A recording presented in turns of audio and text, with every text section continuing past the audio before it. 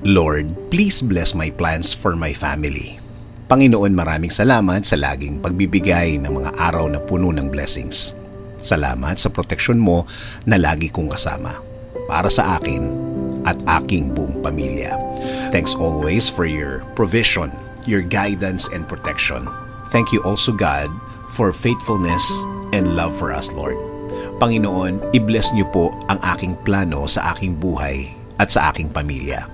Alam ko po na lagi niyo akong pinoproteksyonan kasama ng aking mga pangarap.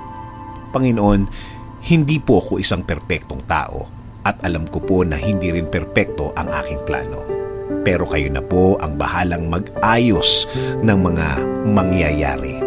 Dahil naniniwala pa rin ako, Lord, na ikaw ang mas nakakaalam ng bukas. Alam ko po, Lord, na marami po akong dadaanan para matupad ang aking plano sa aking buhay. Pero alam ko po na bibigyan niyo po ako at ang aking plano sa buhay ng tamang direksyon. Hindi rin po ako nag-aalala na baka hindi po matupad ang mga ito. Dahil alam ko, Panginoon, na lagi po kayong andyan para ibigay ang mga oportunidad na kailangan ko para mapalapit ako sa aking plano sa aking buhay at para sa aking pamilya.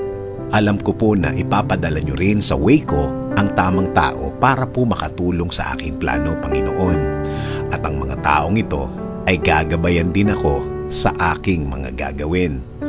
Lord, please clear my mind always so I can focus on the things that I need for my plan. Ilayo niyo po ako sa mga bagay na maglalayo sa akin sa magandang plano para sa aking buhay. Kaya Lord, I am submitting my plan to your plan. Alam ko po na kapag kayo ang nagplano, mas malinaw at mas makakabuti sa akin at sa aking pamilya. Lord, please keep me safe and my family always. Kayo na po ang bahala sa amin at sa aming mga bukas. Kayo na rin po ang bahala, Panginoon, sa aming bayan. Patuloy kaming magtitiwala at maniniwala sa inyong grasya, Panginoon. This is our prayer. In Jesus' name, Amen.